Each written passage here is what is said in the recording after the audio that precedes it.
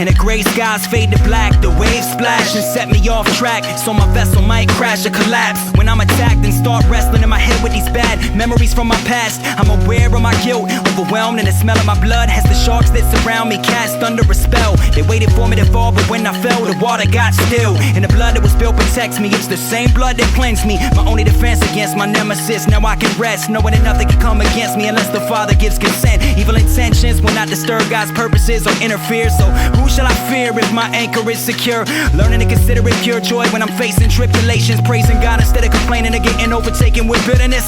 Looking at the pages of the book of James and seeing the ways that God works through the trials to make us more mature in our faith. It reminds me how desperate I am in this desert land, thirsty for your mercy and plan while you give me the strength to stand. You're my greatest pleasure, yeah, no matter the weather I face. Lord, you never forsake, my fragile life is safe under your sovereign grace. Anchor of my soul, you sustain.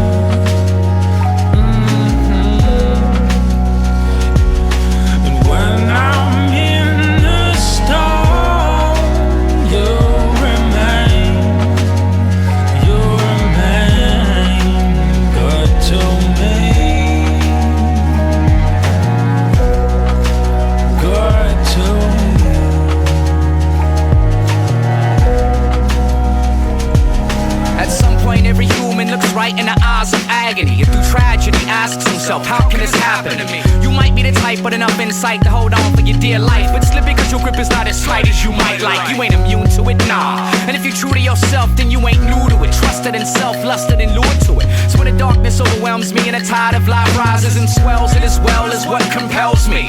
When faced with adversity, your truth constantly reminds me that true command is seized with ease, and with words you turn it wind to breeze. Helps me understand that we stand on solid rock, not on sinking sand. Through the providence of pain, you perfect your plan.